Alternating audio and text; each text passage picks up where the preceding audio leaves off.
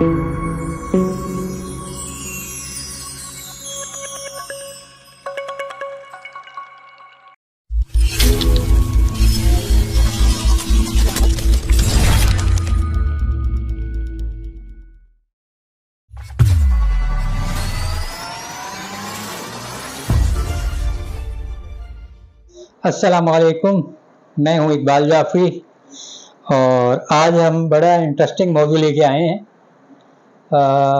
हमारे ज़माने में तो मॉन्टेसरी एजुकेशन का कोई ऐसा कॉन्सेप्ट था नहीं, लेकिन अब जदीद दौर में मॉन्टेसरी जो है वो नेसेसरी है।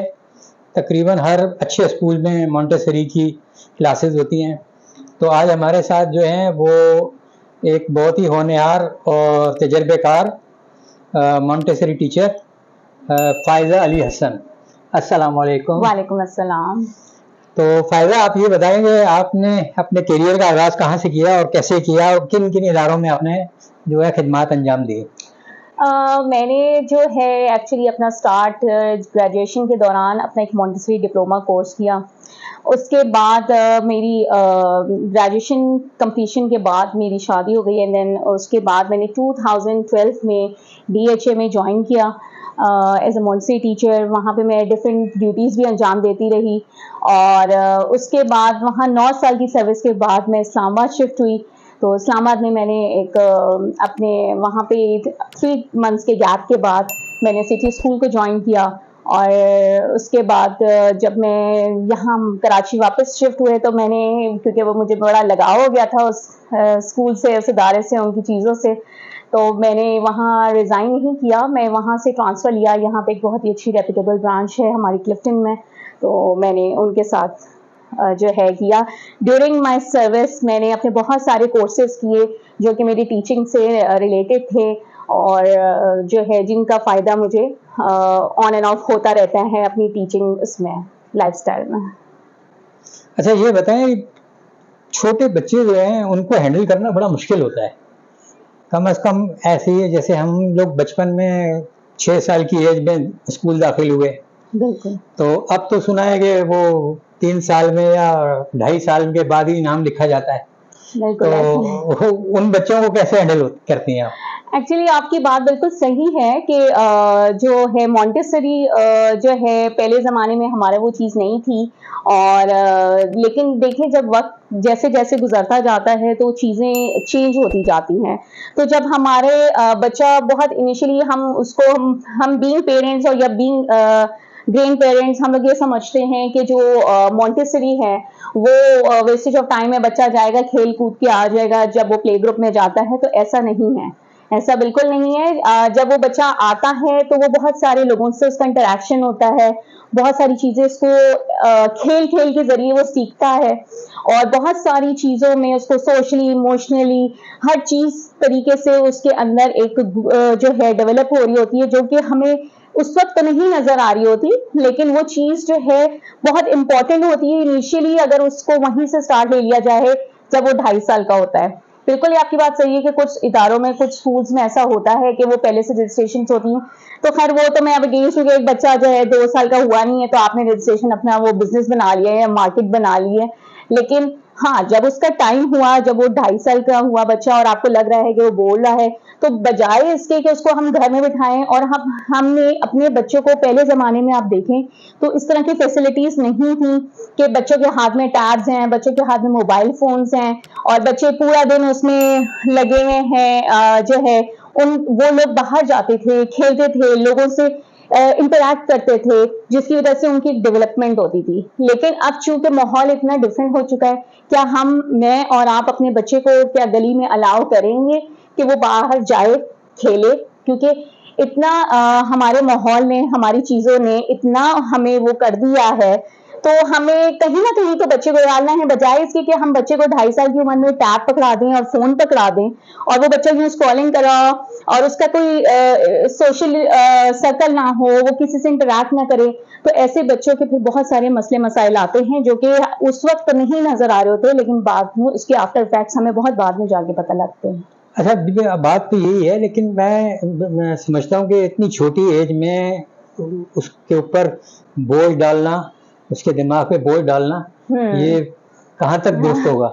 नहीं, उसके दिमाग पे बिल्कुल बोझ नहीं डाला जाता। जब एक मैं आपको एक एग्जांपल देती हूँ कि एक जब 2.5 साल का बच्चा हमारे स्कूल में आता है, जब वो हम एंटर होता है, तो हम भी उसको कोई कॉपी पेंसिल कोई सब्जेक्ट्स इस तरह की चीजें नहीं दे देते। हम बहुत पहले तो बच्चे को उस एनवायरनमेंट में, स्कूल एनवायरनमेंट में, क्लास एनवायरनमेंट में सेट करते हैं। उसके बाद हम बच्चे को डिफरेंट मटेरियल्स के जरिए, टॉयज के जरिए, एजुकेशनल टॉयज के जरिए, खेल कूद के जरिए उसकी जो सोशल डेवलपमेंट है, जो इमोशनल डेवलपमेंट है, उसकी सब्जेक्ट्स की लर्निंग है, वो इनडायरेक्टली सीख रहा होता है खेल कूद में, वो कहीं ना कहीं उसकी यहाँ फिक्स हो रही होती है। लेकिन जब हम बच्चे को जो है, जब वो स्कूल में जाए और वो उसको अगर हम 2.5 साल की उम्र में पेंसिल पकड़ा दें, हम ये नहीं कहते कि लिखो, हमारा फोकस लिखना होता ही नहीं है। इवन कि आपको पता है, शुरू में जब बच्चा स्कूल आता है तो उसको हम पेंसिल तक नहीं पकड़ाते, वो पूरा साल जो है वो क्रेयॉन्स पे रहता है, ताकि उसकी पहले ये चीज डेवलपमेंट हो। उसकी ये चीज डेवलप करने के लिए टीचर्स 1 साल मेहनत करती हैं। उसकी पेंसिल होल्डिंग, उसके फाइन मोटर स्किल्स, उसके ग्रॉस मोटर स्किल्स डेवलप करने के लिए टीचर्स को 1 साल की मेहनत चाहिए होती है। हाँ, यहाँ मैं जरूर कहूंगी कि टीचर्स का बहुत बड़ा रोल होता है बच्चे की ग्रूमिंग के लिए, क्योंकि जब बच्चा लर्न कर रहा होता है, सीख रहा होता है, तो जब वही बच्चे चीजों को सीखते हैं जिन टीचर्स में पैशन होता है, उनके स्टूडेंट्स जो हैं वो बूस्ट करते हैं, सर्वाइव करते हैं, अच्छा रिजल्ट देते हैं। अच्छा, अब यहाँ पे एक सवाल ये पैदा होता है कि एक मोंटेसरी के अंदर फर्ज करें 15 बच्चे हैं और उन बच्चों में कुछ ऐसे हैं जो थोड़ा इंटेलिजेंट हैं, वो सारे काम को फौरी पिक कर लेते हैं, लेकिन कुछ ऐसे हैं जो उनके साथ नहीं चल सकते। तो फिर ऐसी सूरत में एक गैप पैदा हो जाता है उन 2 बच्चों के दरमियान। तो उस गैप को खत्म करने के लिए कैसे आप जो है वो? ये आपका बड़ा अच्छा सवाल है, लेकिन ये गैप जो आप कह रहे हैं, ये कोई पुराने जमानों में होता था कि एक ट्रेडिशनल पढ़ाई होती थी कि भाई एक ही टॉपिक है, एक ही तरीके से टीचर ने पढ़ाना है, एक ही है, चाहे किसी का पेस चेक नहीं किया जाता था, कि किसी की कैपेसिटी चेक नहीं होती थी उस दौर में, कि जी टीचर आती थी, बोर्ड पे लिखा, आपने किया और वो हो गया। लेकिन अब दौर बहुत चेंज हो गया है, चीजें बहुत टेक्नोलॉजीज आपकी बहुत अच्छी आ गई हैं। अब आप फॉर एग्जांपल कि अगर आप एक क्लास में है, एक जो है स्ट्रगलिंग लर्नर्स होते हैं, एक कोई बहुत ज्यादा फास्ट पेस में लर्नर्स होते हैं, वो अच्छे होते हैं, तो हर एक के लिए उसके लेवल के हिसाब से काम डिजाइन होता है। ये फिर वही वाली बात कहूंगी कि इसमें पैशन होना बहुत जरूरी है, टीचर का इंटरेस्ट लेवल होना बहुत जरूरी है, टीचर को अपने करिकुलम्स पे, अपने लेसन उस पे सारी चीजों पे, उस पर जो है उसका डिजाइन ऐसा होना चाहिए कि वो हर लेवल के बच्चे को इंडिविजुअली उसको उसकी रिक्वायरमेंट, उसकी नीड जो है वो पूरी कर रहा हो। फॉर एग्जाम्पल कि अगर एक बच्चा है जो बहुत फास्ट करता है, तो उसके लिए हम ऐसे जो है टास्क, इस तरह की चीजें डिजाइन करते हैं कि वो उसके लिए चैलेंजिंग हो। और एक बच्चा जो थोड़ा सा स्ट्रगलिंग है और जो थोड़ा सा लग रहा है कि थोड़ा सा आप ज़्यादा, टीचर इतने टाइम में तो असेस कर ही लेती है बच्चे को कि किसको मैं क्या दूंगी तो वो कर लेगा और किसको क्या नहीं दूंगी तो वो नहीं कर सकेगा। तो उस तरह उस लेवल के बच्चे के लिए हम काम अलग अलग, एक ही टॉपिक एक होगा, लेकिन आपकी स्ट्रैटेजीज ऐसी होंगी कि एक ग्रुप जो है बहुत अच्छा कर रहा है तो आप बहुत अच्छा उसको लेके चले, बहुत चैलेंजिंग टास्क उसके लिए देंगे, जो दूसरा है उसको उसी हिसाब से देंगे, ताकि उसको भी वही खुशी महसूस हो करके जो एक दूसरे को हो रही है, और वही उसका कॉन्फिडेंस बूस्ट अप होगा, और वही उसी कॉन्फिडेंस से वो बहुत कुछ सीखेगा और आगे जाएगा। उसके अंदर भी एक चीज जागेगी कि हाँ मुझे मैं कर सकता हूँ। क्योंकि जब बच्चे को एक लेबल कर दिया जाए और बता दिया जाए कि तुम नहीं कर सकते या ये तुमसे नहीं होगा, तो वो वाकई ही उससे नहीं होगा। हाँ, अगर एक बच्चे को ये बता दिया जाए yes you can do it, आप कर सकते हो, यू कैन डू इट, और उसको उसी लेवल पे, टीचर को तो पता है, वो उसी लेवल पे उसको काम दे दे कि वो जो है वो कर सकता हो, तो उस सोचें उस बच्चे की उस वक्त खुशी क्या होगी, और उसके अंदर से उसको क्या होगा कि यार मैं और अच्छा करूं, और फिर उसी आहिस्ता आहिस्ता अपने स्टेप्स को बढ़ाता जाएगा। अच्छा, अब ये जो छोटी उम्र में मोंटेसरी में बच्चे आ गए, तो इसमें जो उनके पेरेंट्स हैं उनका क्या रोल होता है? ये मतलब एक ट्रायंगल है। हाँ, मैं आपकी बात काट रहा हूँ क्योंकि कई मैंने देखा है कि बच्चे माँ छोड़ने आई है तो वो माँ को नहीं छोड़ते, बोलते हैं माँ मेरे साथ ही बैठे, और वो रोते हैं फिर। बिल्कुल ऐसा ही है। पहले तो ये है कि मैं यही आपको बात कहूंगी, ये एक ट्रायंगल होता है इस जिसमें टीचर, चाइल्ड और पेरेंट, हम मिल के काम करेंगे बच्चे पे। हम यानी टीचर जो मेहनत कर रहा है, पेरेंट जो करवा रहा है और चाइल्ड जो खुद चाहता है, तो वो मिलके एक रिजल्ट पुट ऑन करते हैं। और जब मेरे पेरेंट्स से ये रिक्वेस्ट है कि उनको जब वो एक इदारे में अपने बच्चे को एडमिशन कराते हैं, चाहे वो कोई भी इदारा है, तो वहां पे टीचर पे ट्रस्ट करें। अगर आप अपने बच्चे को खुद ले जा रहे हैं और छोड़ रहे हैं, पहले तो उसकी बच्चे की काउंसलिंग बड़ी जरूरी है कि वो स्कूल जाने वाला है, जाने वाली है, उसको पहले से उसकी काउंसलिंग करें। और जब वो बच्चा स्कूल जाता है तो टीचर को उस टाइम, पेरेंट को इतना ट्रस्ट होना चाहिए कि मेरे बच्चे को वो सेफ हैंड्स में है। अगर उस बच्चे को ये फीलिंग आप खुद दिलाएंगे कि बेटा आप जहाँ जा रहे हो मतलब वो आपके लिए बेहतरीन जगह है और वो है, तो वो थोड़ी देर रोएगा, फिर वो एक्सेप्ट कर लेता है, बच्चा इन्वायरमेंट को बड़ी जल्दी एक्सेप्ट कर लेता है। लेकिन जो पेरेंट्स जितना वो एक विंडो होती है वहां से मदर झांक रही है मोहब्बत में, हाय मेरा बच्चा रो रहा है, वो कर रहा है, तो वो चीज जो है ना, आप समझेंगे आपके बच्चे को उतना ही टाइम लगाएगी सेटल होने में स्कूल एनवायरनमेंट में। सबसे पहले पेरेंट्स का स्ट्रांग होना बहुत जरूरी है इस केस में कि भाई माँ बाप को दिल पक्का करना पड़ता है। वो यकीन करें, ऐसे बच्चे जो पेरेंट्स छोड़ते हैं और दरवाजे से चले जाते हैं ना, 3 दिन में वो बच्चे सेट हो जाते हैं। और जो बच्चे और 3 दिन से मेरा मतलब ये नहीं है कि वो पूरा 3 घंटे रोते हैं, वो 1 घंटा रोएंगे, फिर ब्रेक्स आना शुरू होंगी, फिर वो रोएंगे, फिर ब्रेक्स आना शुरू होंगी, इधर उधर देखेगा बच्चा, फील करेगा कि हाँ यार कुछ अच्छा तो है यहाँ पे। लेकिन उसके बाद वो सारी चीजें जो हैं आहिस्ता आहिस्ता से, लेकिन जो पेरेंट्स जो हैं वो थोड़ा सा टीचर के लिए भी ट्रबल हो जाता है कि वो देख रहे हैं, और उससे क्या होता है कि दूसरे बच्चे भी जो सेट हो गए होते हैं वो भी डिस्टर्ब होते हैं पेरेंट्स की इंटरफेरेंस से। तो आई एम सॉरी, लेकिन ये है कि ये आपको एज अ पेरेंट आप लोगों को दिल मजबूत करना होगा। अच्छा, मेरा ज़ाती तजर्बा है कि मैंने बहुत सी फैमिलीज में देखा है कि बहुत छोटे बच्चे होते हैं, उनको बहलाने के लिए वो उसको लैपटॉप में कोई चीज़ लगा के या मोबाइल फ़ोन में कोई चीज़ लगा के उसको इंटरटेन करते हैं, और वो बच्चा जो है ना वो यानी इस काबिल नहीं है कि वो उसको समझ सके, लेकिन वो मोबाइल को और लैपटॉप को जो है वो चला लेता है। देखिए जो जहाँ तक टेक्नोलॉजी की बात है, तो कुछ अगर उसकी अच्छी बातें हैं तो कुछ उसकी बुरी बातें भी हैं।